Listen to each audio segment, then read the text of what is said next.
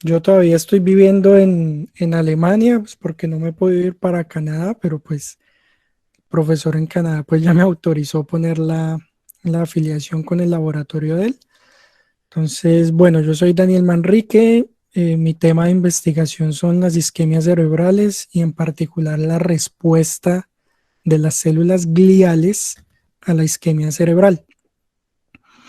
Voy a empezar un postdoctorado en la Universidad de Laval, en Canadá, en donde voy a empezar a explorar unas células que se llaman pericitos, que son unas células perivasculares que al parecer tienen propiedades muy, muy importantes después de una lesión cerebral, propiedades como células madre. Entonces la idea es mirar en qué medida estas células contribuyen a la reorganización del cerebro, a la formación de la escara glial y pues por supuesto a la recuperación neurológica. Santiago les comentaba del proyecto de divulgación que yo tengo, que le he puesto como nombre Science Logs. Lo podrán encontrar en YouTube, un canal con ese mismo nombre, Science Logs, en Instagram y en Twitter. Ahí acabo de seguir yo la cuenta del semillero de la Universidad de Caldas, entonces espero nada más el follow back. Será recíproco, sí, señor. Y bueno, con este proyecto empecé, yo diría, hace un par de meses. La idea es, bueno, yo hago parte de muchos grupos de Facebook de ciencia y pues creo que hay la necesidad como de generar una plataforma en donde se presenten contenidos y se divulgue la ciencia de una manera un poco seria, digámoslo así. Es decir, en la gran diversidad de plataformas, lo que se cruza de ciencia son básicamente memes o son básicamente pues cuestiones que de ciencia no tienen absolutamente nada, pues. Entonces creé esta plataforma y algunos grupos de Facebook para compartir información que pueda ser verificable y contrastable a partir de fuentes científicas, artículos, videos con fuentes interesantes. Y pues en mi canal de YouTube estoy subiendo videos de ciencia de todo tipo. Acabo de empezar. Este es el último video que hay, la evolución, solo una teoría, pues esa es solo una teoría entre comillas, ¿no? Y bueno, los invito a que se suscriban al canal para continuar haciendo videos, pues de verdad que la suscripción de las personas es un aspecto muy, muy fundamental en este trabajo de divulgación porque siente uno que la ciencia le está llegando a las personas. Entonces, los invito a que se suscriban y bueno, cuando vea que todos aquí se suscribieron, continuamos con la conferencia. No, mentiras, es un chiste, pero los invito a que, a que lo hagan. Sería muy chévere que se suscriban al canal. También me gustaría a ustedes invitarlos. Si alguno de ustedes está interesado en realizar conmigo algún video de algún tema en particular de la neurociencia, y bueno, en realidad no tiene que ser de la neurociencia propiamente, puede ser de algún tema científico que a ustedes les llame la atención, que les guste, que crean que vale la pena poner sobre la mesa para debatir o para que la gente lo vea, pues también son más que bienvenidos a participar conmigo y podríamos hacer un video en conjunto con el mayor de los gustos. Tienen ahí mi correo electrónico, tienen ahí mi contacto de Facebook, por si me quieren agregar, hacerme preguntas de algún tipo, cualquiera, sea de neurociencias o sea de la vida personal. En ese canal de YouTube también van a encontrar unos videos, una lista de reproducción que estoy haciendo sobre el desarrollo de carreras profesionales y académicas en el exterior.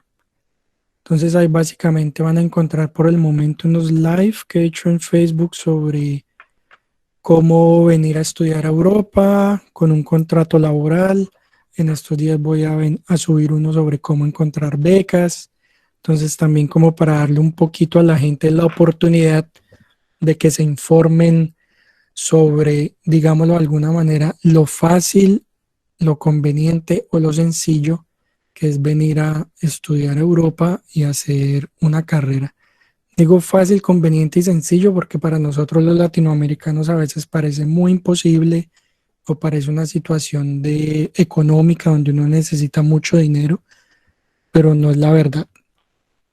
Entonces los invito pues a que también vean esos videos. Ahí voy a subir entrevistas con personas que ya pasaron por el proceso. En una semana voy a entrevistar a un psicólogo de Pereira, no me acuerdo su universidad en Pereira, pero él vino a hacer una maestría a Inglaterra sobre brain imaging. Se vino completamente becado, todo. Entonces él allí pues les va a contar esa experiencia mediante la entrevista.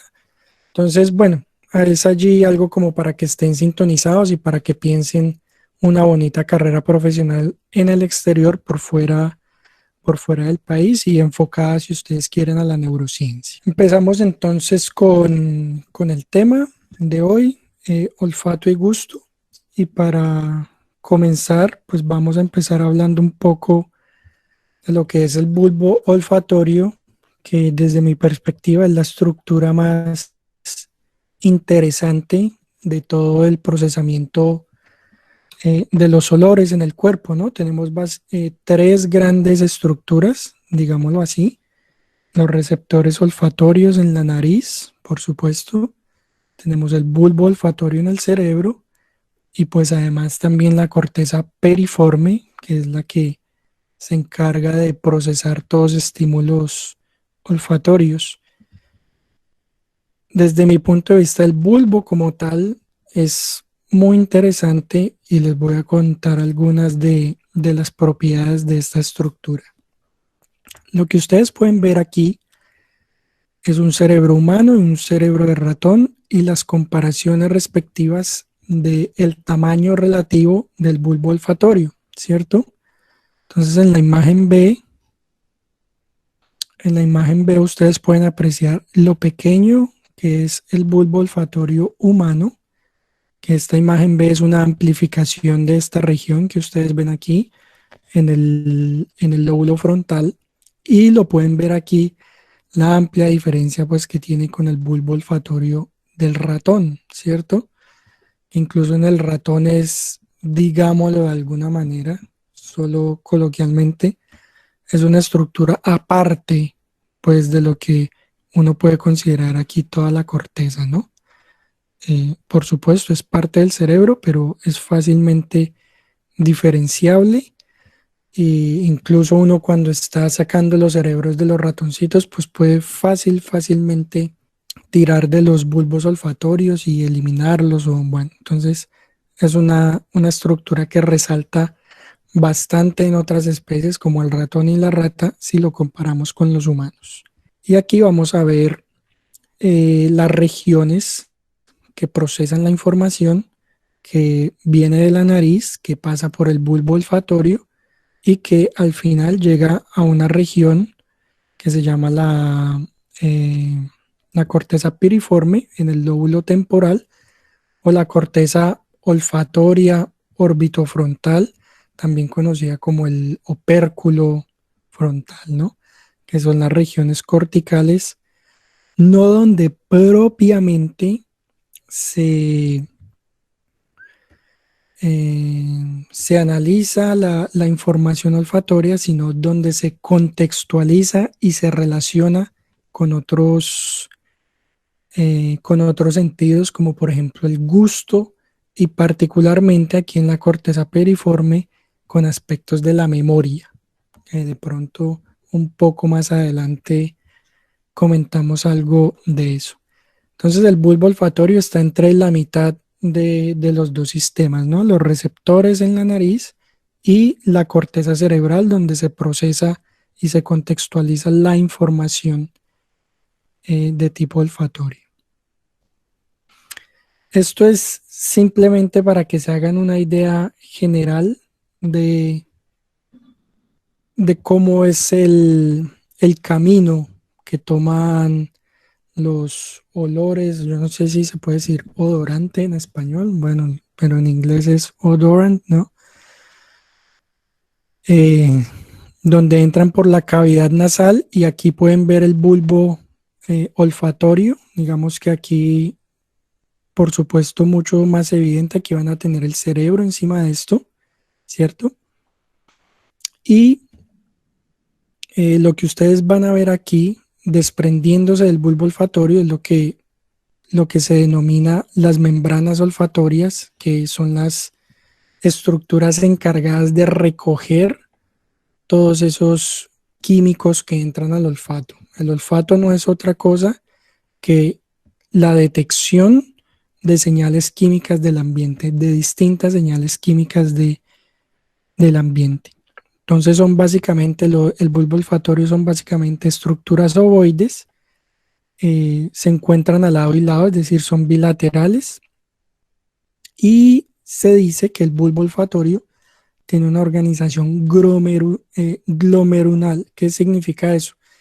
Que aquí hay unas estructuras que se llaman glomérulos, que son básicamente unos centros de redistribución de las señales. Esos glomérulos reciben señales de muchas neuronas olfativas y las redirigen específicamente a ciertas regiones del cerebro.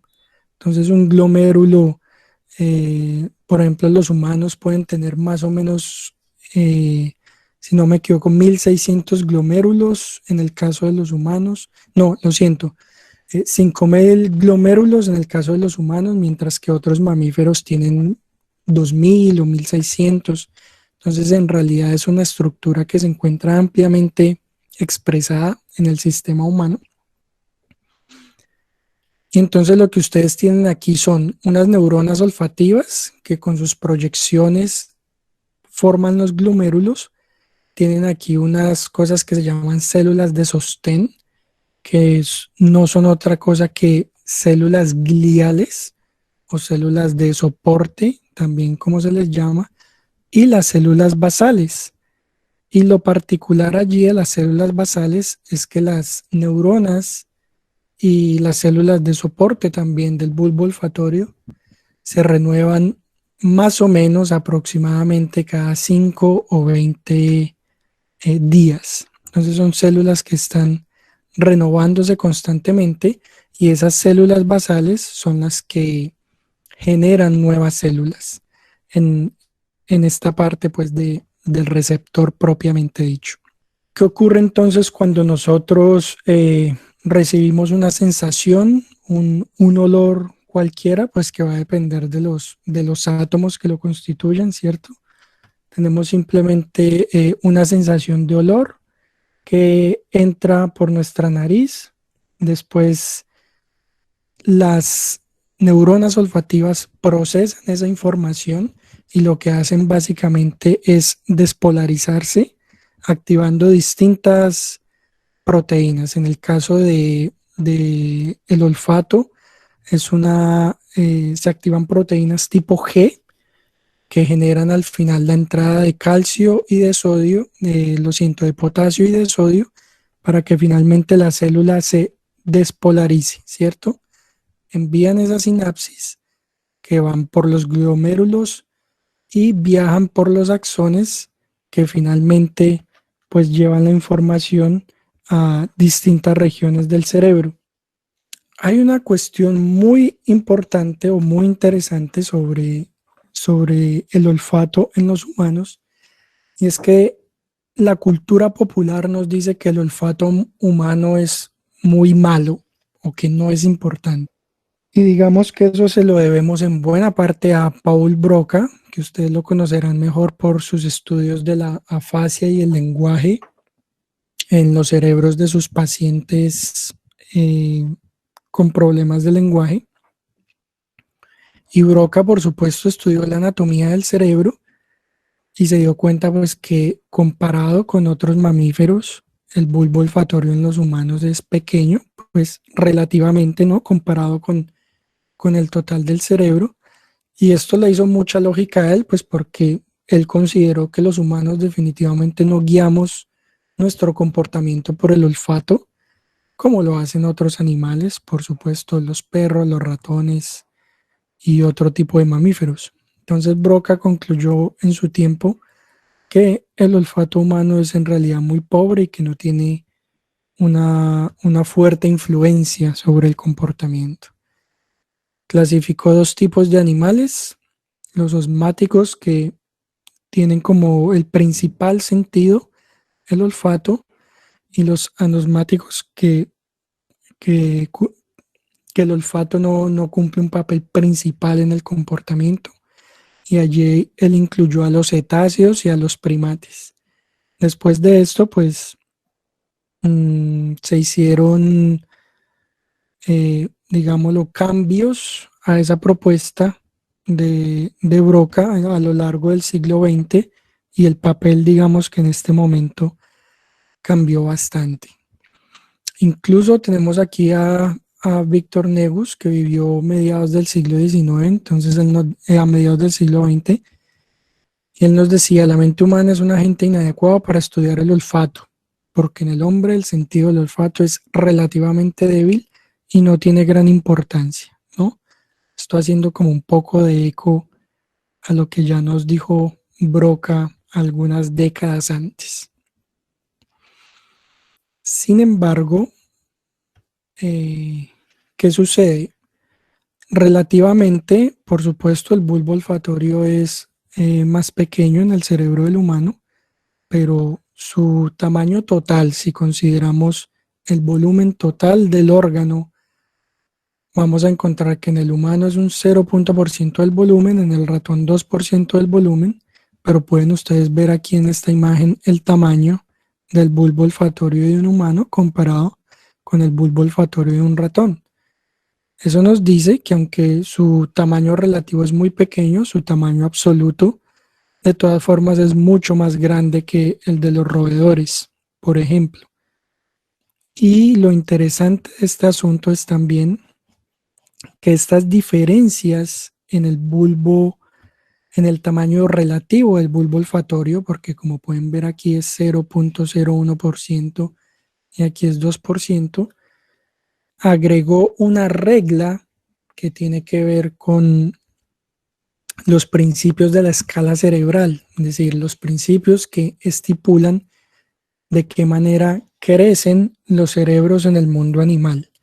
Son tres principios: la alta interrelación de volúmenes de estructuras, el escalado alométrico distinto para cada estructura. Cuando ya habla de estructuras, se refiere, por ejemplo, al hipocampo, a la amígdala, ¿sí? A las subestructuras del cerebro.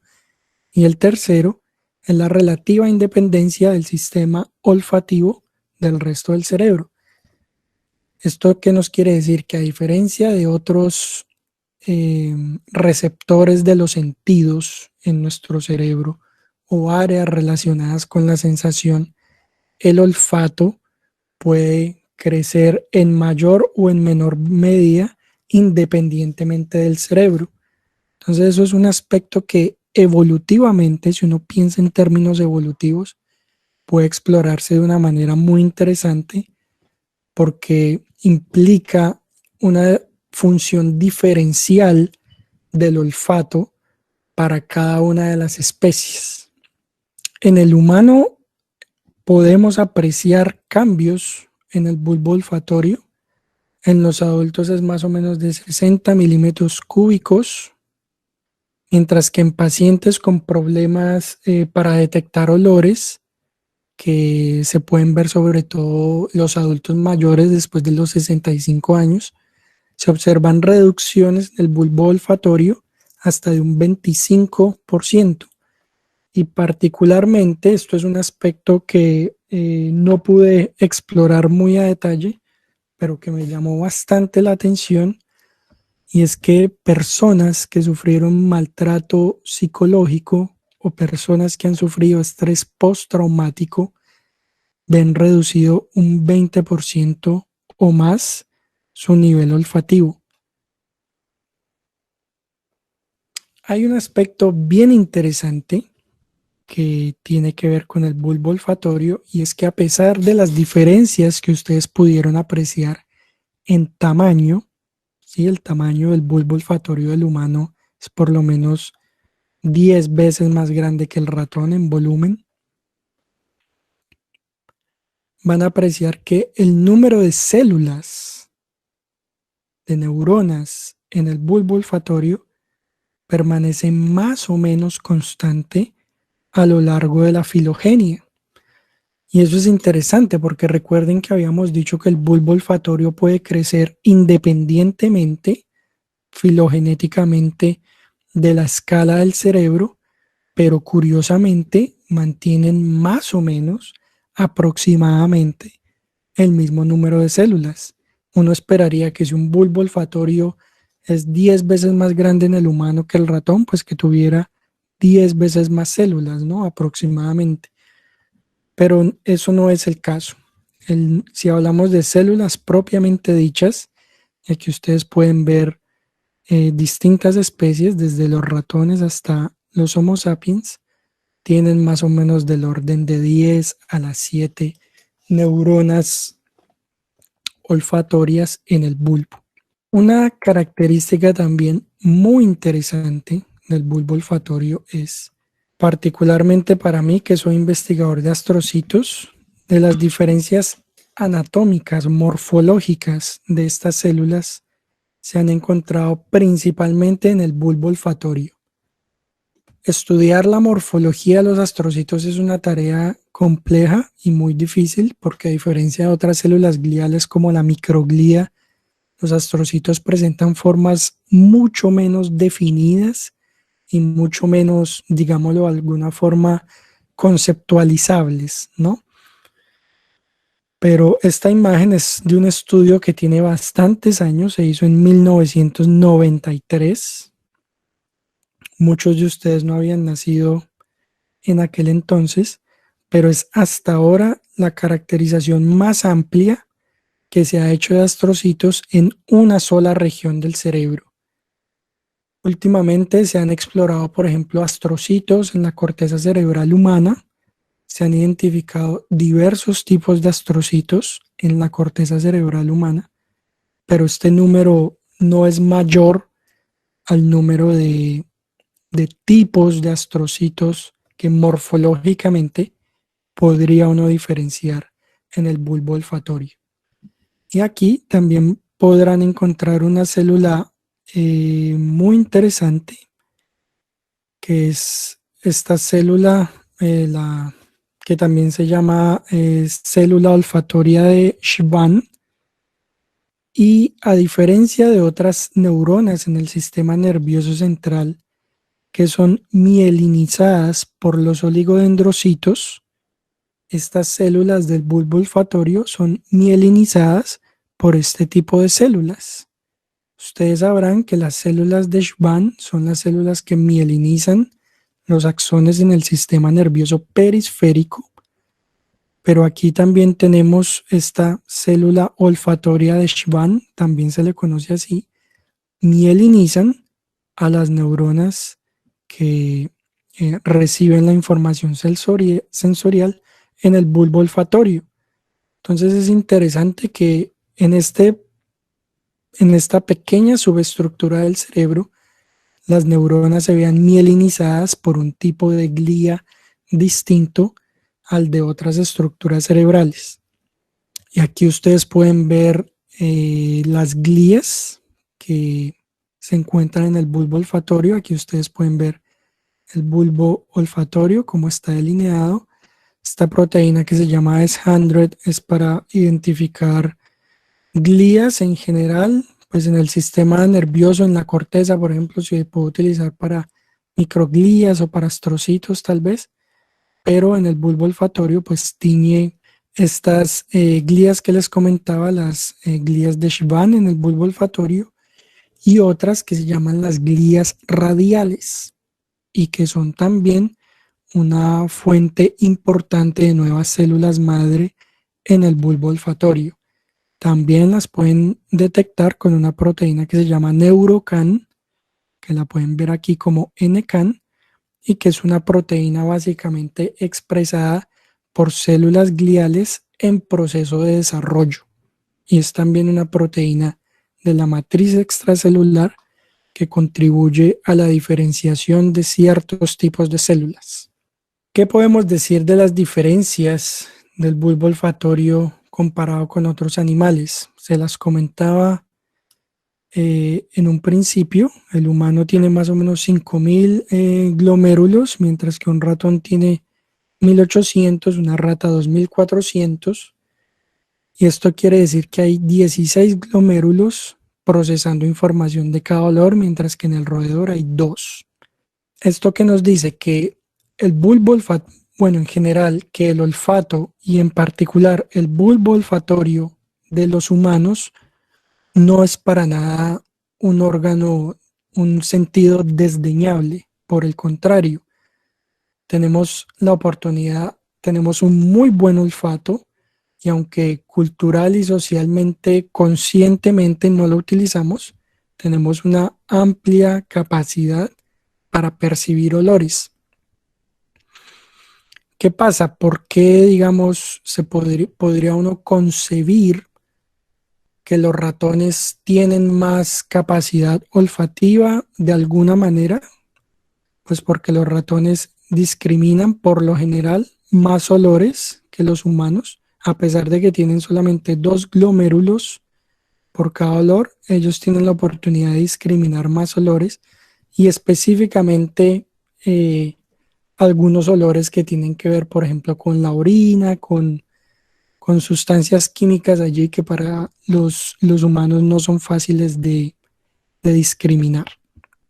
Recuerden que un glomérulo procesa un determinado tipo de información olfativa, un determinado tipo de olor. A diferencia de otros animales, el humano carece de esto que se llama el sistema olfatorio accesorio, que es básicamente para identificar odorantes de baja volatilidad. Un ejemplo de ello son muchos compuestos que están en las orinas de los animales, por ejemplo. Para nosotros pueda que sea difícil discriminar el olor de la orina de un gato, de un perro, de una rata, pero para los animales es algo más fácil porque tiene que ver con este sistema olfatorio accesorio. Un tema importante también y que tiene que ver con el controversial aspecto de la neurogénesis es que en el humano no hay propiamente neurogénesis en el bulbo olfatorio. Hay cambio de células en los receptores de la nariz, hay cambio de las células gliales en el bulbo olfatorio, hay de alguna manera reemplazo de células, pero neurogénesis, considerada como una mayor cantidad de células a lo largo de la vida, definitivamente no ocurre. Entonces ustedes pueden ver muchas investigaciones sobre neurogénesis, por ejemplo, en modelos de lesión cerebral o en otras circunstancias donde dicen, bueno, que en el adulto mayor todavía hay neurogénesis y hay neurogénesis en el hipocampo y hay neurogénesis tal vez en el estriado y hay neurogénesis también tal vez en el bulbo olfatorio. Y esos experimentos son en muchos aspectos basados, por supuesto, en roedores, pero lo cierto es que eso no ocurre en el humano. A diferencia de los roedores que pueden reemplazar y multiplicar su número de células en el bulbo olfatorio después de una lesión, los seres humanos no tienen esa posibilidad. Entonces, por eso es importante tener muy, muy presente que no todo lo que se explora en los animales es, por supuesto, trasladable completamente a los humanos. Y finalmente, podemos decir que los humanos poseen regiones corticales más elaboradas para representar olores.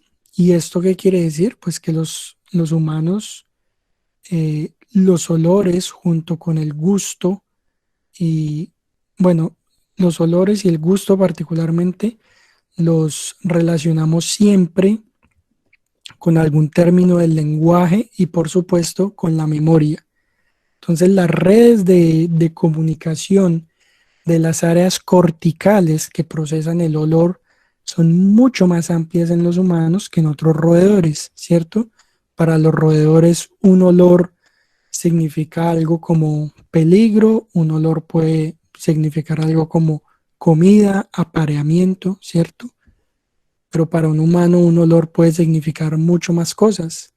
Puede significar un olor a pan, la panadería, llevarlo al recuerdo de cuando usted era niño y tenía una panadería en su casa, la sensación del pan caliente, etcétera, etcétera. Piensen nada más en cuando uno va pasando por una panadería y siente ese olor del pancito fresco, ¿no?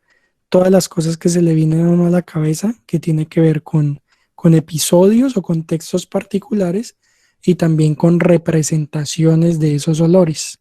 Entonces, básicamente, nosotros vemos beneficiada la representación de los olores a partir del lenguaje y de la memoria episódica de la que tenemos posibilidad de elaborar. Entonces, en resumen y un poco como en contravía de lo que generalmente se piensa, el olfato humano es muy bueno y yo creo que una de las mejores muestras es de las personas que catan y que catan vino o por ejemplo café.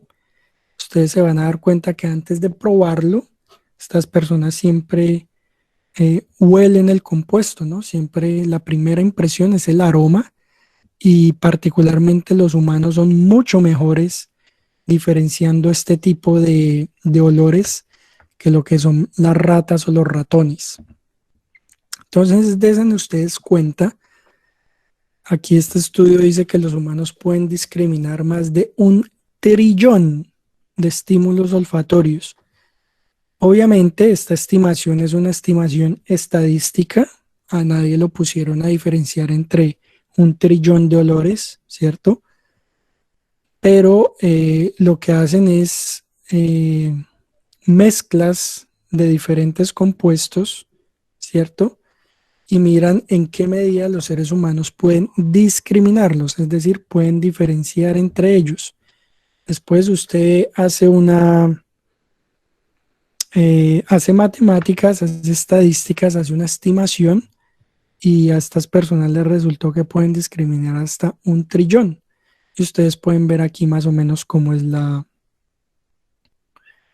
el, el método experimental, ¿no? Cuando está en rojo, significa que lo pueden discriminar. Cuando está en negro, significa que no lo pueden discriminar, ¿cierto? Distintos componentes. Esto que ustedes ven aquí en estos cubos son distintos componentes que ellos les dieron a probar y pueden ver aquí la particularidad de la discriminación, es decir, si pueden diferenciar entre este componente y este componente, la mayoría sí pueden diferenciar entre este componente que tiene solamente un pequeñísimo cambio y este componente no pueden. Pero podrán ustedes ver que cuando la proporción es un poco mayor, pues los humanos empiezan a mejorar, ¿cierto?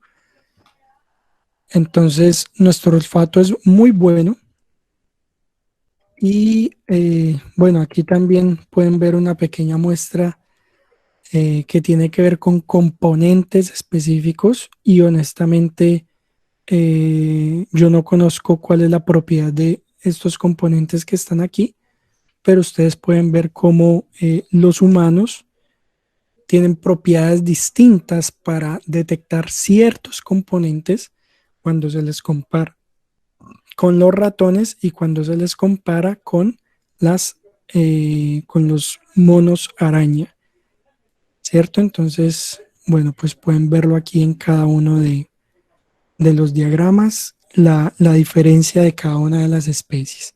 Y aquí, pues lo pueden ver con muchos otros animales y pueden ver que el humano tiene propiedades distintivas también cuando se le compara con muchas otras especies para discriminar olores. Esto es un aspecto muy interesante para nosotros los principales sentidos sociales, bueno, no solamente sociales, sino en nuestra vida cotidiana, creo que ninguno de ustedes lo dudaría, son los ojos, por supuesto, la visión y el oído. Y puede que para muchos de ustedes esto sea obvio si ven este video, ¿cierto? Es decir, moverse sin la oportunidad de ver es bastante, bastante peligroso, pero nosotros no le damos una importancia social suficiente al olor. Y lo que ustedes van a ver en este video, les voy a reproducir una pequeña parte, es lo que hacen las personas después de darle la mano a alguien más. Esto fue una investigación que se publicó en eLife hace un par de años, si no estoy mal, donde los investigadores encontraron que después de usted darle la mano a alguien, inconscientemente usted se huele su propia mano, ¿sí? Eso por supuesto no está bajo nuestra conciencia, pero lo hacemos. Y aquí ustedes lo pueden ver un poco.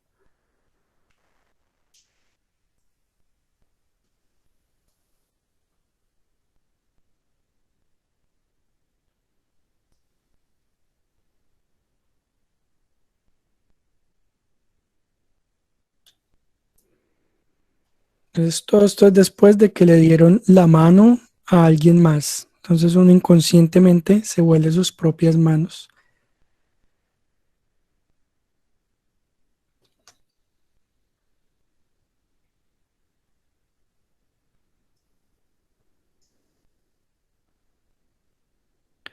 Entonces tal vez después de ustedes ver esto, lo puedan hacer de pronto consciente en algún momento de sus vidas. Bueno, ahorita en los tiempos de COVID no es que tengamos mucho contacto con otras personas, pero me resultó muy, muy, muy interesante saber que las personas po- hacían eso completamente inconscientemente, lo que nos indica que, o bueno, lo que es una muestra de que aunque nosotros no seamos conscientes de ello, el olfato tiene profundas, profundas implicaciones en nuestro comportamiento social.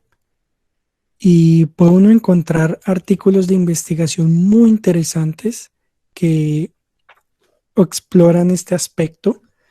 Y entonces, por ejemplo, pueden ustedes encontrar que los hombres que tienen problemas olfativos tienen un menor número de relaciones sexuales, las mujeres que tienen problemas olfativos confían menos en sus parejas y, y eso es algo muy interesante, ¿no? Porque uno siempre racionaliza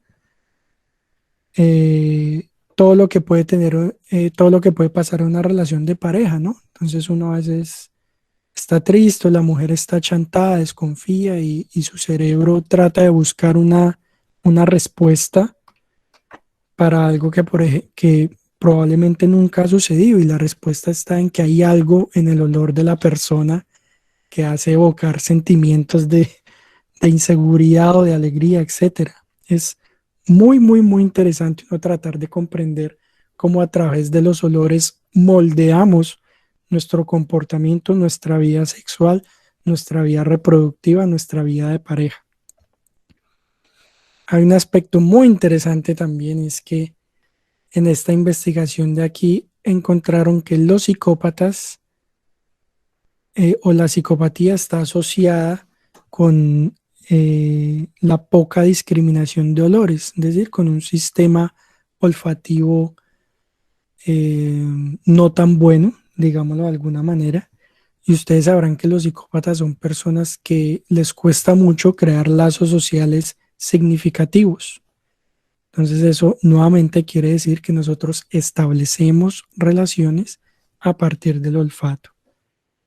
Y, y cuando hablamos de eso, no necesariamente se refiere a las hormonas, pues porque si bien es sabido que nosotros somos bastante estamos expuestos completamente a las feromonas de nuestra pareja y de las personas que nos rodean.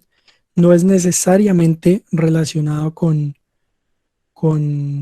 esos compuestos, sino que también puede ser con otra variedad de olores que esa persona demuestre o exhiba y que tiene que ver mucho, por ejemplo, con la alimentación, que tiene que ver, por supuesto, con el clima, que en el caso de las mujeres tiene que ver también con el ciclo menstrual. Bueno, y ahí están implicadas las feromonas, pero para que ustedes se hagan una idea, ustedes pueden generar menor o mayor atracción sexual en una persona del otro sexo o del mismo sexo, dependiendo de lo que usted coma. Por ejemplo, en los humanos nosotros creemos que todo nos entra por los ojos y por los oídos.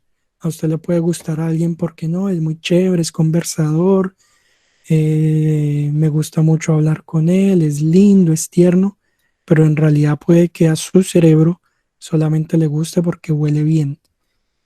Y yo no sé si ustedes tienen la experiencia, pero comentando alguna vez este tema precisamente con una amiga y relacionándolo con otros artículos que yo he abordado sobre el tema, se ha dicho que los olores es- nos permiten genéticamente identificar a nuestros parientes. No sé si ustedes lo han vivido.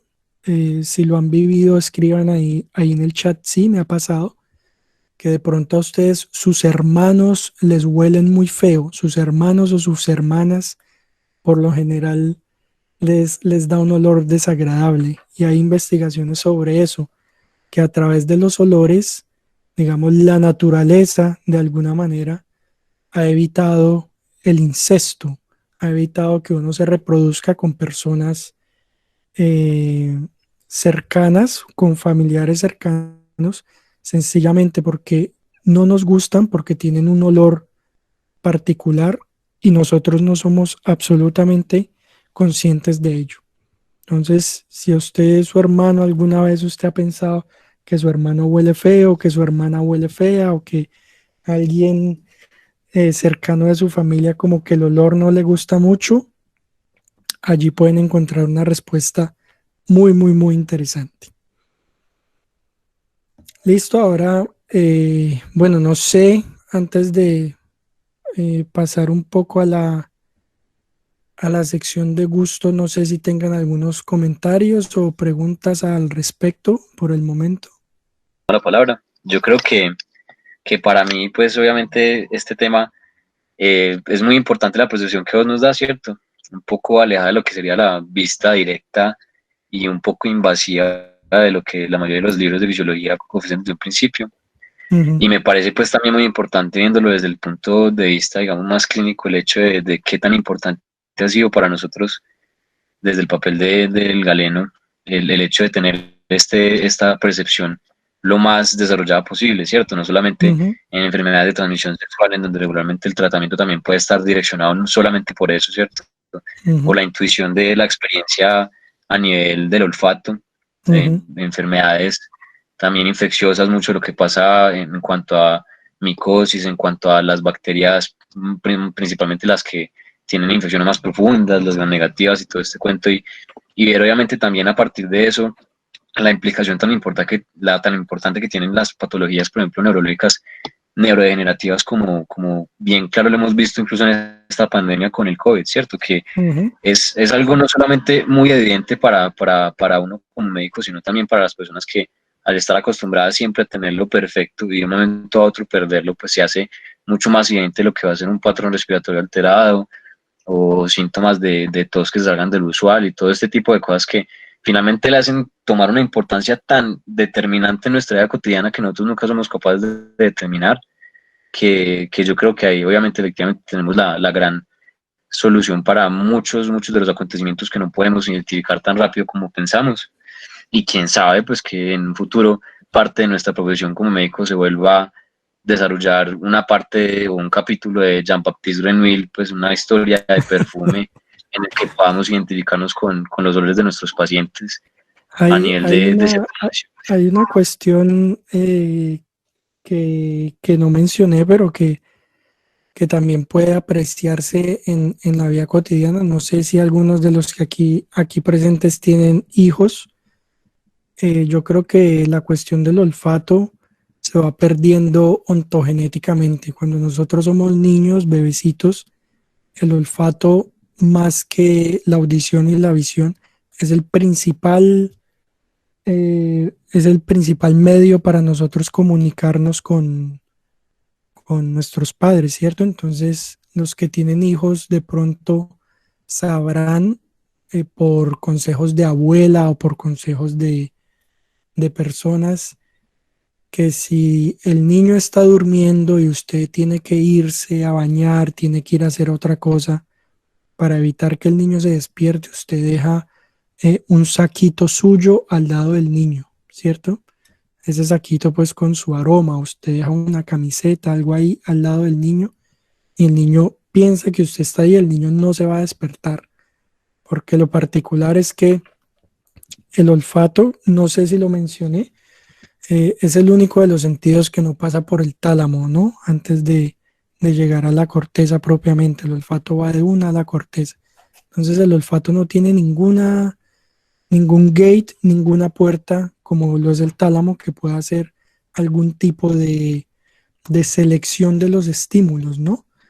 Entonces usted puede que una persona en general puede que esté durmiendo y un ruido no la despierte, pero de seguro un olor fuerte la va a despertar, porque eso simplemente va de una a la corteza y se pierde, pero en los niños es muy evidente. Para los niños es más importante la cercanía con la madre, no precisamente por la visión o por la audición, sino más que todo por el olfato.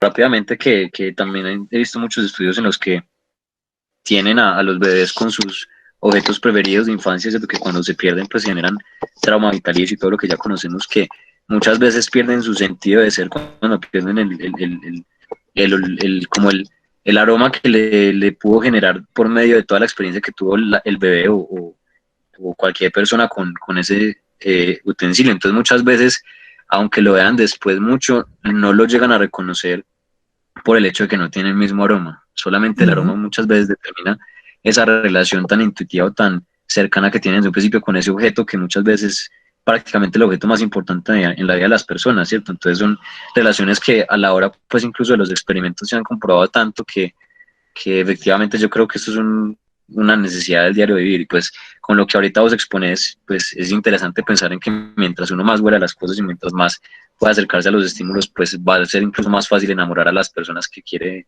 o que le atraigan a uno, ¿cierto? Mientras más huela, pues más atrae. Entonces es una concepción muy interesante. Cierro mi comentario, Danita.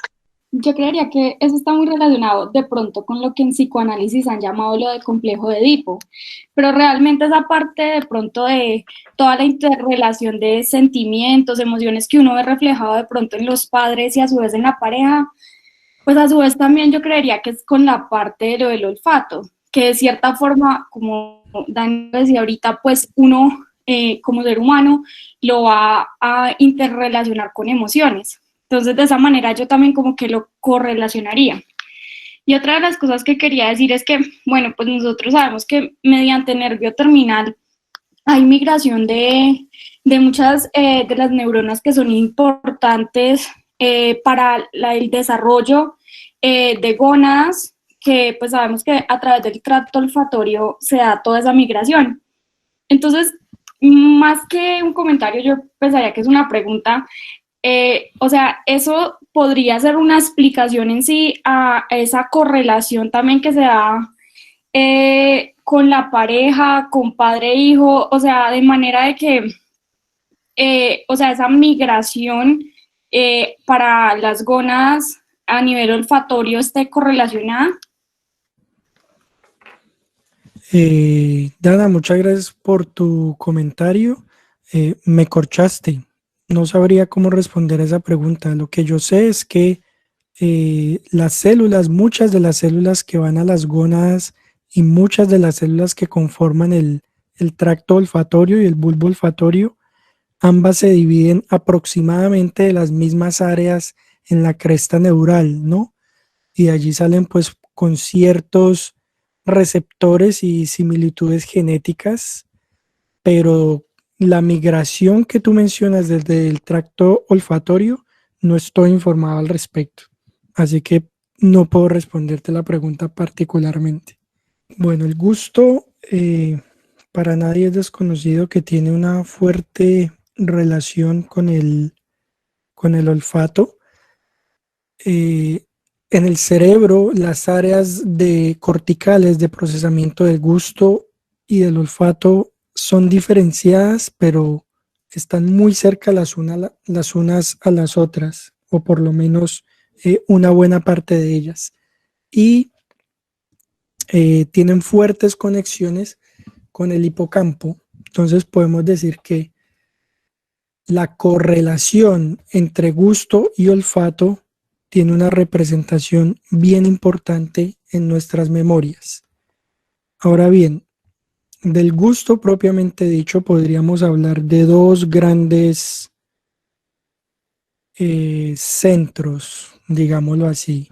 Uno, pues que no es del cerebro propiamente dicho, pero pues que vale la pena abordarlo, por supuesto, que es la lengua, que se conecta a través de los pares craneales con nuestro cerebro. Y nosotros podemos identificar, bueno, básicamente la lengua tiene receptores para 5 tipos de sabores, ¿no? Umami, que básicamente identifica aminoácidos, el agrio o el ácido que identifica hidrógeno, protones de hidrógeno, el dulce, la glucosa o los azúcares, el amargo, yo no sé por qué pusieron un chile ahí en amargo, pero bueno, compuestos nitrogenados y salado, que es básicamente pues el cloruro, ¿no? De sodio. Entonces, aunque hay receptores en cada uno, hay receptores definidos para cada uno de los sabores. La verdad es que cada uno de los receptores en nuestra lengua puede recibir el estímulo por cualquier sabor. La cuestión y este diagrama que ustedes ven aquí, pues que aparecen resaltadas algunas áreas, tiene que ver más porque, por ejemplo, en el caso del dulce, las células que se encuentran en la punta de nuestra lengua tienen más receptores para la glucosa, pero no significa que no tengan receptores para el otro tipo de sabores. Así que, hablando propiamente, a lo largo de toda la lengua se pueden identificar todos los sabores y hay regiones específicas donde se favorece más la detección de unos sabores que otros. De la misma manera, todos los alimentos tienen todos estos sabores, unos en mayor proporción de otros, ¿no? No significa que una chocolatina solamente sea identificada como un sabor a glucosa o a dulce, sino que todos estos alimentos pues eh, tienen diferentes escalas, todos estos sabores que nuestro gusto puede identificar. Así que básicamente cuando nosotros hablamos de gusto o de los sabores en la lengua, son distintas formas de excitar las células receptoras en la lengua. Entonces, por ejemplo, ustedes pueden ver aquí con cuando hay un estímulo salado, entonces eso implica simplemente el paso de un protón de una molécula a través de la membrana. Cuando es, por ejemplo, ácido, implica la salida de un protón de potasio, en este caso, a lo largo, a través de la membrana. Cuando es aquí, por ejemplo, dulce, se ve involucrada una G-protein, ¿cierto? Entonces, básicamente los sabores son distintos tipos de estimular a las células en nuestra lengua. Y la ruta básica es que esos sabores despolarizan las células en nuestra lengua que envían señales básicamente a dos lugares, al tallo cerebral o directamente al tálamo. Aquí lo muestran como si fuera todo directamente al tallo cerebral, por supuesto, porque aquí hay porque los nervios salen del tallo cerebral, los nervios faciales, pero esa información después va directamente al tálamo y después se va para la ínsula, que es una región entre el lóbulo parietal y el lóbulo temporal, digamos un pedacito de corteza escondido entre estos dos lóbulos, donde se procesa la información gustativa. Muy cerca de allí, si tuviéramos una perspectiva basal del cerebro, podrían encontrarse allí el giro, los bulbos olfatorios muy cerca de esta región, y podríamos encontrar también el giro opercular, que tiene fuertes conexiones con la ínsula particularmente. La ínsula, además, bueno, y esto no lo mencioné en el caso del olor, pero tanto la ínsula como la región cortical olfatoria tienen también fuertes conexiones con la amígdala, que está también, por supuesto, en el lóbulo temporal. Así que tanto las olores como el gusto pueden evocar respuestas emocionales bastante fuertes por el componente amigdalino que hay allí.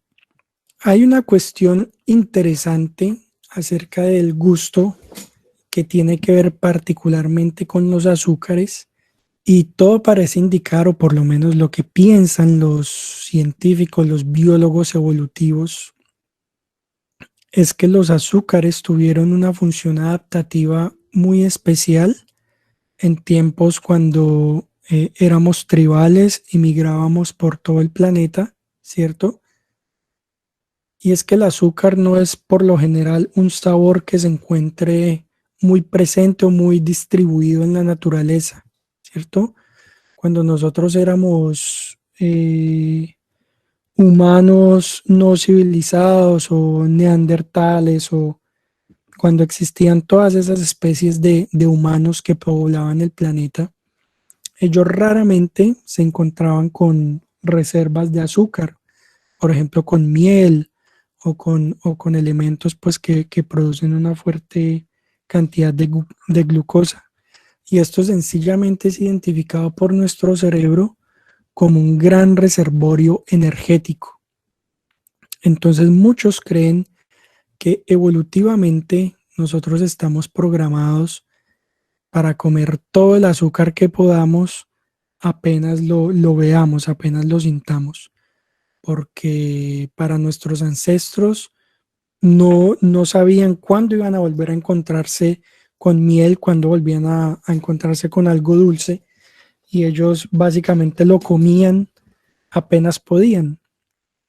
Entonces, esa, llamémoslo esa costumbre o ese peso evolutivo que tenemos detrás, pues es sin duda alguna una de las circunstancias más importantes de las actuales problemas de salud que tienen que ver con la obesidad y relacionados por el consumo de azúcar.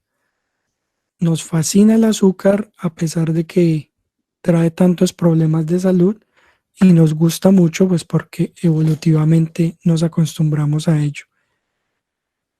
Así que aquí ustedes pueden ver más o menos el promedio de consumo desde 1820, cuando el azúcar tenía que traerse por allá de las islas del Pacífico, cuando tenía que traerse de la India, por supuesto de las Américas, sobre todo de América Central, cuando lo empezaron a cultivar, y bueno, y el azúcar que se consume en nuestra década, ¿no?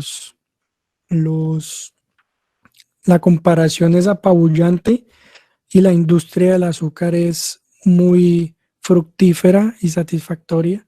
simplemente porque a nuestro cerebro le gusta filogenéticamente desde por lo menos 1 millón de años, ¿no? Y hay un tema interesante también, pues que más bien que tiene que ver con el Good Brain Axis, con el eje del intestino-cerebro, pero que creo que más bien lo explico un poco más adelante. Y bueno, lo que ustedes pueden ver aquí es un artículo bastante interesante que para los que estén interesados en el tema de gusto en particular, les recomiendo leer. Es básicamente un artículo que nos muestra que el gusto, propiamente dicho, está en el cerebro y no en la lengua. Es decir, los sabores los construye, los representa nuestro cerebro y no necesariamente nuestra lengua, ¿sí?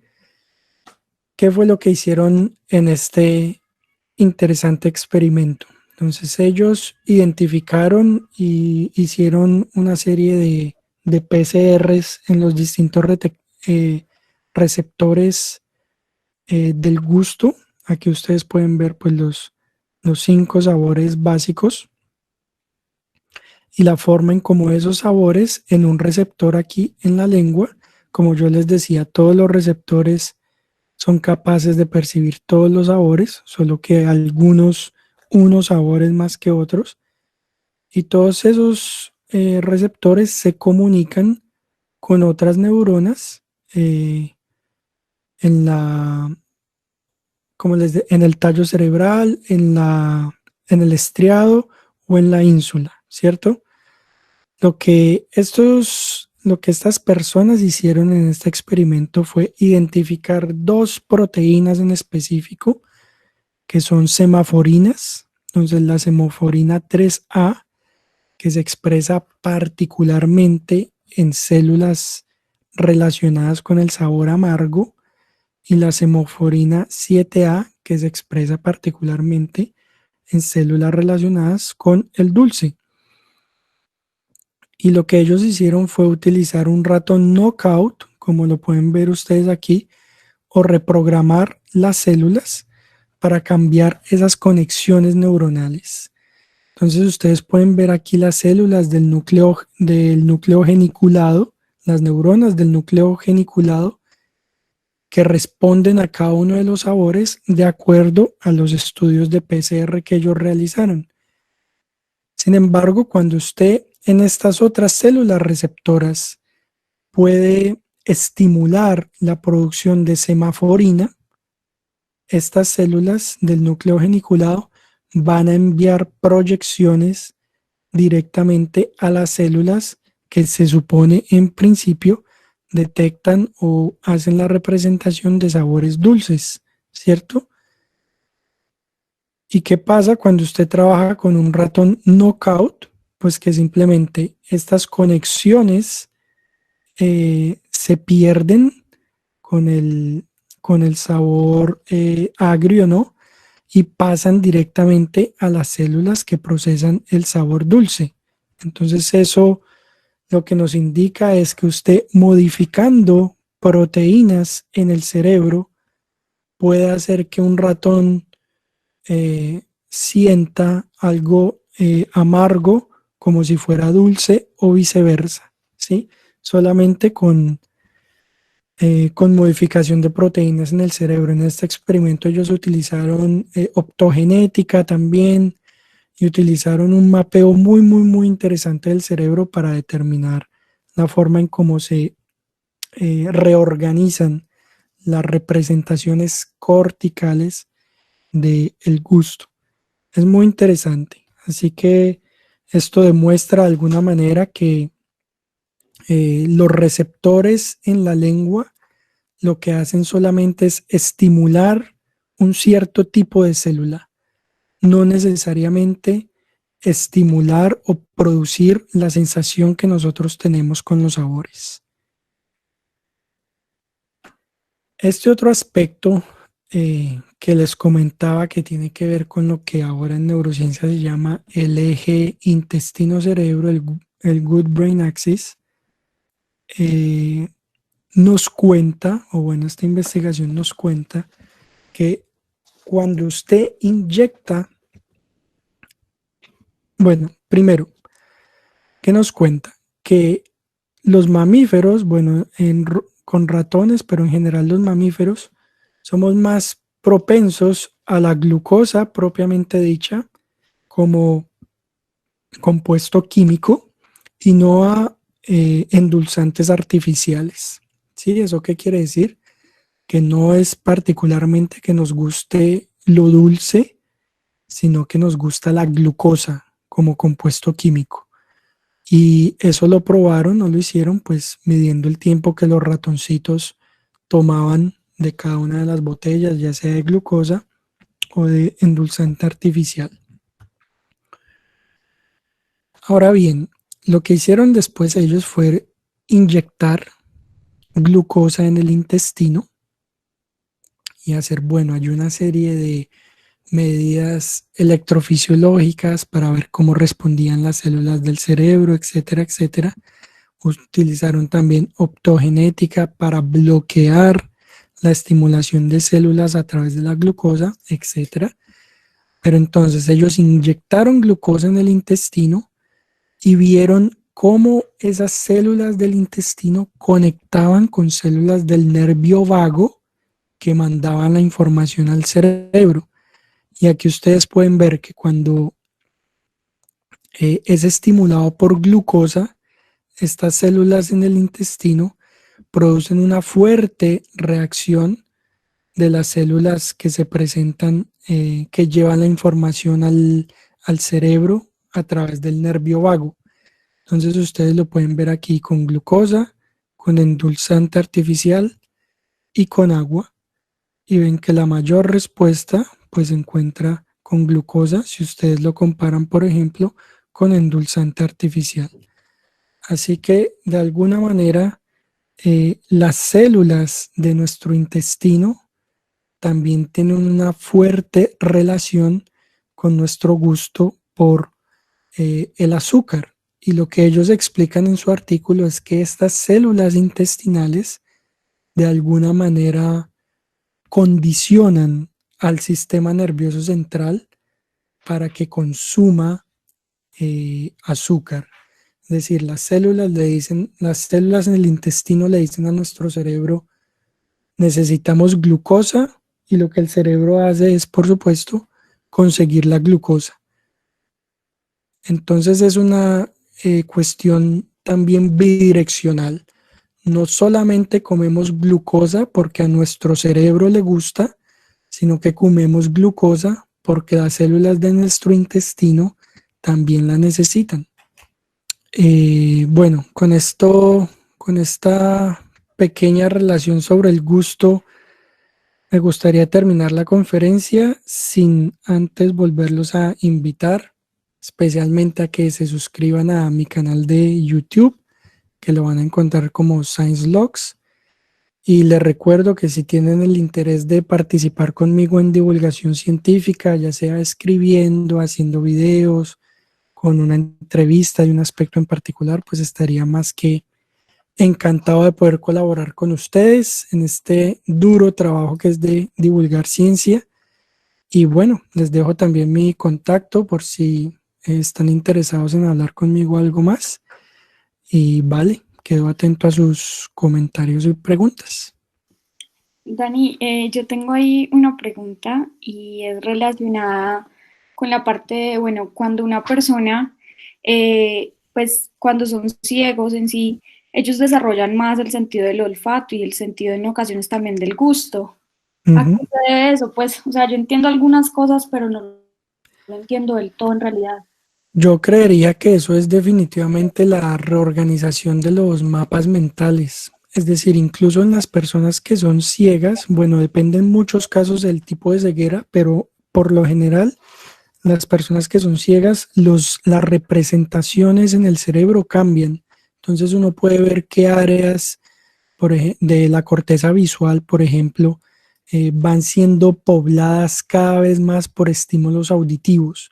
Entonces se han hecho estudios donde, por supuesto, las áreas visuales se mantienen, no es que uno empiece a escuchar con las áreas visuales, pero puede uno ver que a medida que pasa el tiempo, se han hecho estudios a largo plazo sobre la ceguera, que a medida que pasa el tiempo, se va corriendo el mapa sensorial, es decir, las células de la audición particularmente que están allí muy pegadas o cerca a la corteza sensorial, empiezan como a tomar ese territorio que le correspondía a la visión. Digamos que en el caso de la audición es algo particularmente demostrable y verificable porque las dos áreas están bastante cerca, y yo me imagino que lo mismo puede ocurrir definitivamente con el sentido del gusto, del olfato, porque como yo les decía, hay una cuestión particular sobre el olfato, y es que el olfato junto con el oído son órganos que por lo general no descansan. Usted cuando se va a dormir, usted cierra sus ojos, la visión descansa o está de alguna manera impedida para recibir la gran cantidad de estímulos. Lo mismo pasa con el gusto. El oído, bueno, usted está durmiendo, pero el oído pasa información por el tálamo, ¿cierto? Que es como un gate allí que selecciona la información, pero el olfato es un sentido que está funcionando las 24 horas durante todos los días de su vida. Así que cuando usted es ciego y usted, digamos, no puede guiarse, no puede interpretar el mundo a través de la visión, pues definitivamente los mapas sensoriales del cerebro cambian, y particularmente nosotros somos muy dados a, cuando nos relacionamos con la comida, para nosotros la visión o la apariencia de la comida nos indica en muchos sentidos si nos gusta o no. Usted puede primero ver algo, de pronto después lo huele y dice no me gusta o no, pero lo primero es verlo, ¿cierto? Y por eso es que los restaurantes gastan mucho dinero en hacer buenas fotografías de la comida, porque la visión de la comida dice si usted va a comer o no. Las personas que son ciegas tienen que tomar esa decisión a partir del olfato, ¿sí? Ellas no pueden ir a McDonald's o algún restaurante y ver la carta y decir, uy, este sándwich se ve como chévere. No, ellos la decisión frente a la comida la toman primordialmente con el olfato. Así que no hay ninguna duda que los mapas sensoriales, por supuesto, se van corriendo en la medida en que uno utilice más ciertos sentidos para relacionarse con el mundo. Muchas gracias, Dani, de verdad. Es muy interesante, pero pues voy a aprovecharte porque no todas las veces te tenemos. Y mi otra pregunta, ya como para dejarte de que continúen los demás, es cómo interactúa de pronto el sistema del olfato en esas reacciones de lucha o huida. Pues porque en los animales de pronto puede llegar a ser muy diferente, pero en los humanos, ¿cómo interaccionan? Interacciona a partir de la emoción. Y ahí básicamente lo que tenemos es el sistema amigdalino. Los humanos tenemos los dos sistemas principales de huida o lucha, son la visión y son el olfato. La visión conscientemente y el olfato inconscientemente.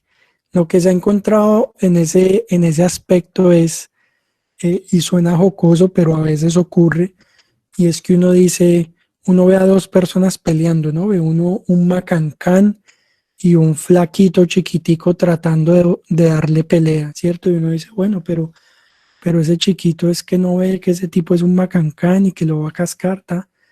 Él puede que sí lo vea, pero su olfato le está diciendo por alguna razón, pelee, pelee, pelee, ¿cierto?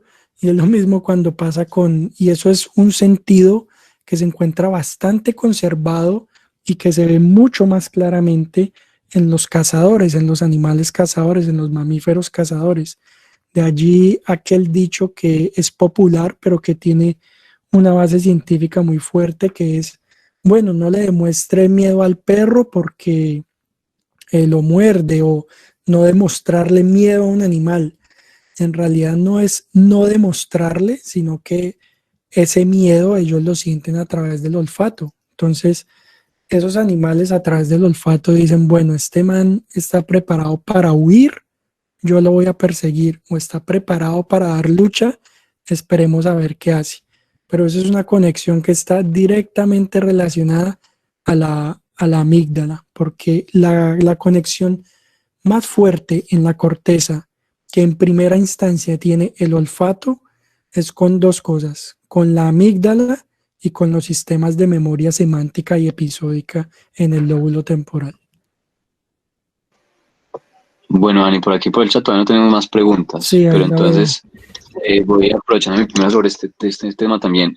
¿Vos consideras que esta carga como ontogénica que tenemos para llegar al olfato principalmente que nos como diferencia hoy o que nos distingue hoy en estos últimos escalones genéticos pues de las generaciones más próximas a nosotros, ahora en esa capacidad pues del desarrollo del temperamento, de esas respuestas emocionales, digamos, un poco más adaptadas a lo que siente la persona, una estructura en ese paso de cómo yo siento mi olfato y cómo se lo paso a las personas que van a ser mis herederos de lo que sería esa memoria del temperamento, como decir que el temperamento en parte puede ser causado por ese paso de cómo mis papás reaccionaron frente a ciertos estímulos odoríferos y que entonces yo también reacciono con cierta calidad de respuesta a ciertas comidas o lo que uno siempre ve que también puede pasar muchas veces en familias. ¿Consideras Ya. que hay cierta carga? Es una pregunta muy interesante y no tengo idea al respecto.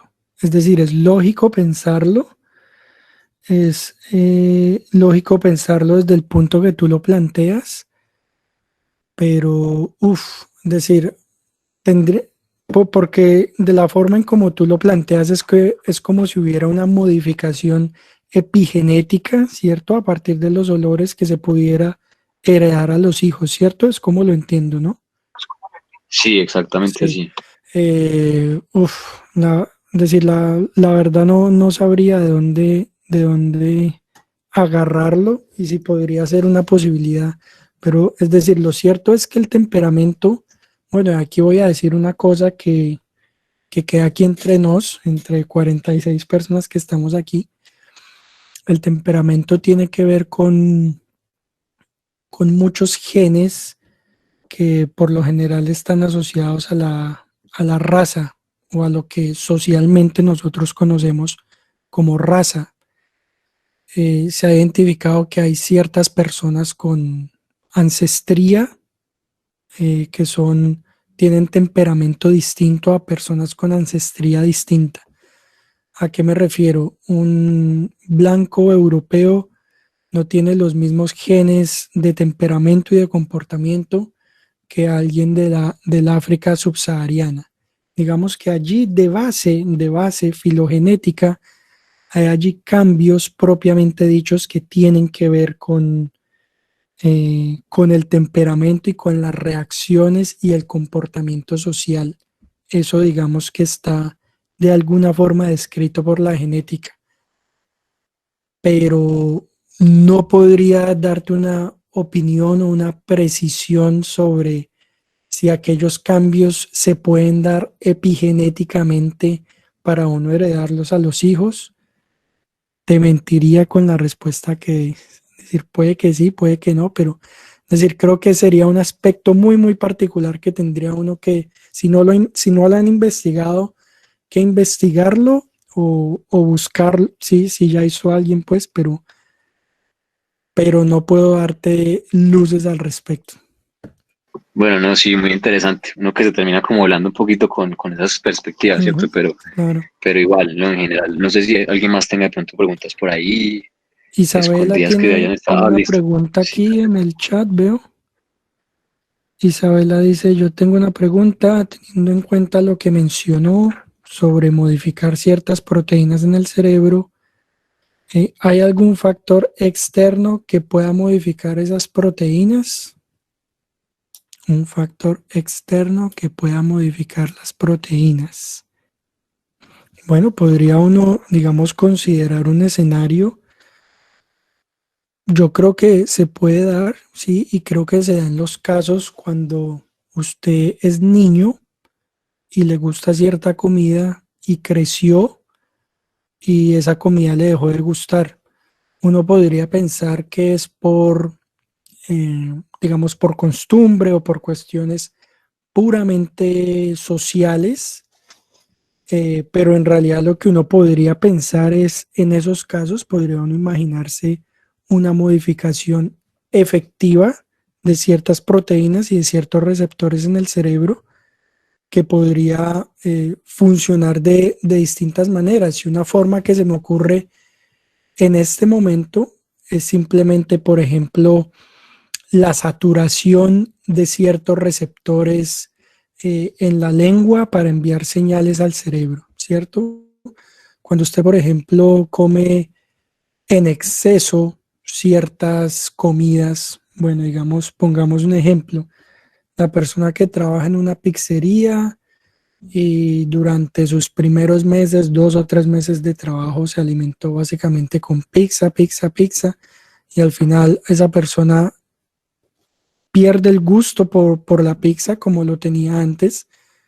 Se podría explicar de alguna manera por la sobreexplotación y la sobreestimulación de esas células cerebrales, y podría uno pensar en que eso puede ser un estímulo lo suficientemente fuerte o para que esas células cambien su expresión génica, dicha propiamente las células, o también para que haya secreción de las moléculas de la matriz extracelular para regular algunos comportamientos de esas células en particular.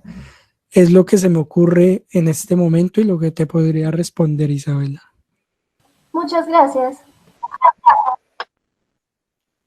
Yo diría que de lo que he leído mucho en ese aspecto, hay ciertos estímulos que aparte pues obviamente de lo que uno hablaría de que se pierdan o se mantengan cierta cantidad de receptores gustativos, que alteren en sí la capacidad de percepción y el rango de percepción de ciertos sabores. Muchas veces pues lo presentan varios medicamentos, ¿cierto? Como la glicerofulvina, el captopril, Ujú. la carbamazina, y Muy algunos interesante ese pues punto. también otros antibióticos que regularmente pues no tendemos a utilizar mucho por precisamente ese tipo de efectos adversos, ¿cierto? Pero que en medio de los tratamientos que tienden a cronificarse tienen la tendencia no solamente a generar una disociación como perceptiva de ese gusto, sino también como la alteración a nivel funcional y proteica finalmente, a nivel estructural, ¿cierto? Entonces me parece Sí, por ese lado, ¿cierto? Obviamente ya si uno se mete con este tema tan amplio y tan interesante como lo puede ser las disgeusias, el hecho de tener diferentes percepciones a nivel de corteza, también pues obviamente ahí tenemos un vasto nivel de factores de riesgo a partir de la epigenética de varias condiciones que consideramos pues que no tienen asociación muy estructural, pero sí muy funcional a nivel de salud mental, ¿cierto? Como lo pueden ser muchas de los que vos habías mencionado ya hace poco, como la psicosis y las disociaciones sensoriales en varios trastornos como la esquizofrenia, que también tienen pues mucho ya identificado su como perfil estructural o su perfil anatómico, patológico, ¿cierto? Entonces yo creo que sí los factores regularmente pues también están muy influidos por no solamente el hecho de que se tengan sustancias que vayan a este tipo de centros y afecten directamente, sino también que se alteren en un principio las percepciones funcionales y que terminen por cambiar finalmente la estructura de estas proteínas, pero yo lo vería más como un efecto secundario, al menos en lo que le digo. sí, yo creo que eso es una mucha mejor respuesta, una mucha mejor consideración, creería yo. Y de qué manera el estrés postraumático está muy relacionado con el olor. Y les comentaba yo, personas que sufren estrés postraumático son personas que por lo general tienen modificaciones o también alucinaciones olfativas. Y todo tiene que ver allí o está muy relacionado con las memorias episódicas, ¿no?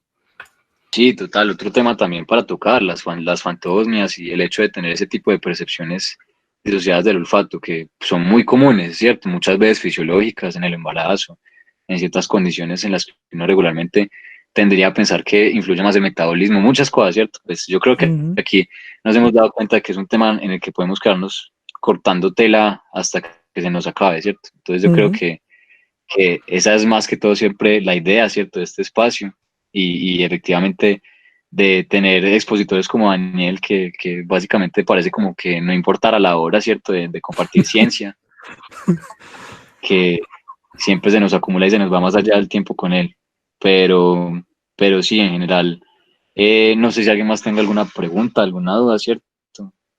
Obviamente aquí nos podemos quedar toda la noche, en el caso de allá, y toda la tarde acá. Pero sí, o sea, yo creo que finalmente puedo concluir, si alguien no concluye con lo mismo, pues puede gritar por ahí por el micrófono, lo que sea, pero pues se cumplió el objetivo de la charla y, y ese espacio de discusión que ha abierto no solamente para los que logramos participar, sino seguramente para varios de los que encontraron ese interés en esta temática que de pronto no hayan encontrado antes a lo largo de su carrera.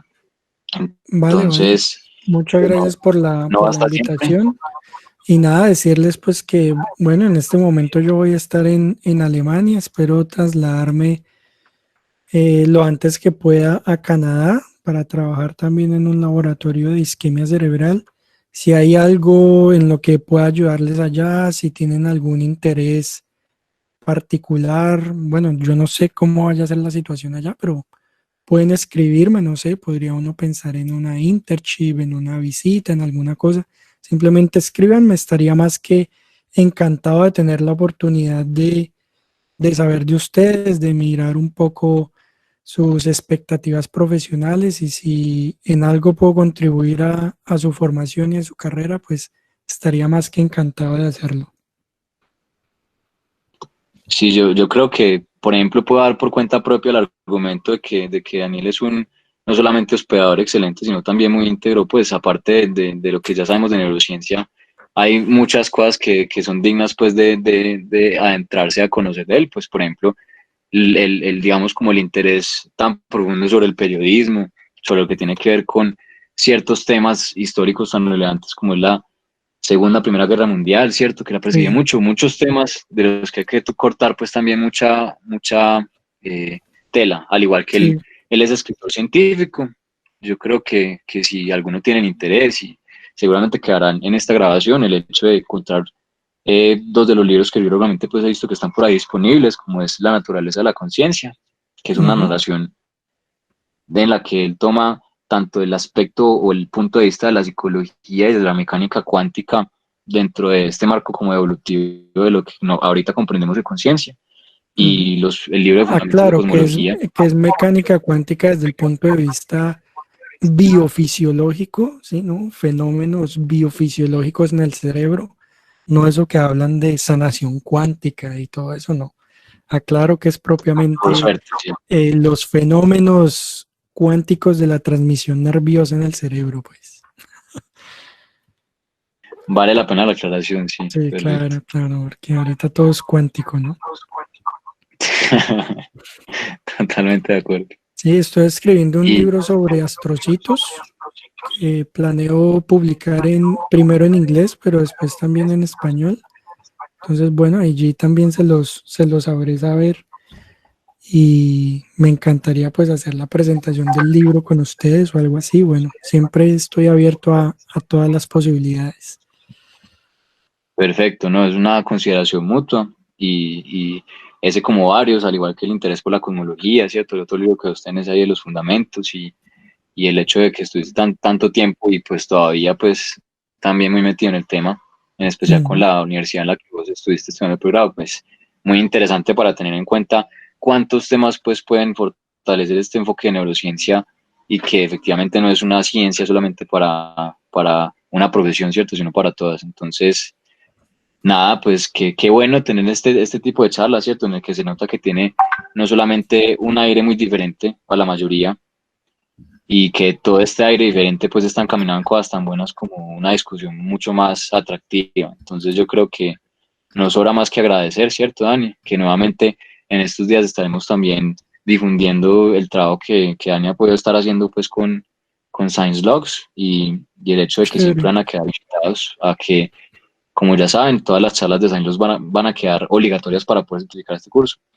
Bueno, no Excelente. mentiras, pero sí es recomendado el hecho de que estén disponibles en este momento a abrirse a la oportunidad de ver los temas que Daniel tiene por ofrecer, que como ven, pues puede que en este momento hayan ingresado a este neurociclo solamente para ver un tema y pues que puede que por ahí derecho con Daniel puedan asegurar cierta calidad de futuro que nunca habían pensado que podían explorar. Entonces, son todas las Ujú. invitaciones que quedan hoy para todos, ¿cierto? Que aprovechen el espacio, que se apoderen del tema desde otras perspectivas y que efectivamente, pues ojalá sigamos propendiendo por este tipo de espacio que Daniel nos ofrece, que como vimos naturalmente, pues expandió mucho más de lo que podía ser el tema. Y pues eso no hay nada que me alegre más que verlo en cada charla. Entonces, muchísimas gracias a todos, muchísimas gracias Daniel, pues nuevamente por la hora en la que estamos y por la hora en la que vos estás, que la diferencia debe ser radical en cuanto al cansancio que nosotros podemos presentar en este momento.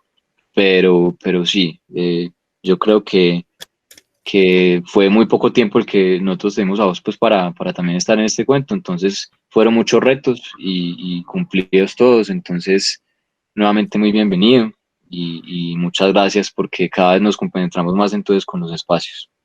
Vale, muchas gracias Santiago. Espero tener la oportunidad de verlos próximamente y bueno, colaborar con muchos de ustedes en divulgación científica. Estaría más que encantado de tener esa oportunidad. Un abrazo y espero que nos veamos pronto. Espero saber de ustedes próximamente. Perfecto, muchísimas gracias Dani, muy feliz noche. No sé si vos Vale, ahorita vas a descansar, espero que sí, ¿cierto? No creo, pero claro, bueno. de una a dormir, Y- ya me pijamo y me acuesto. Perfecto. Entonces, nada, hasta que nosotros estemos en las mismas, pues ya saben, tienen un aliado nuevo en Canadá próximamente. Y Ujú. pues nada, aprovechar entonces. Muy feliz noche, Dani. Muchas Listo, gracias a todos, perfecto. que estén muy bien, muy feliz tarde y estamos en contacto entonces en la próxima charla. Vale, Ya listo, saben las Santi. informaciones. Abrazos.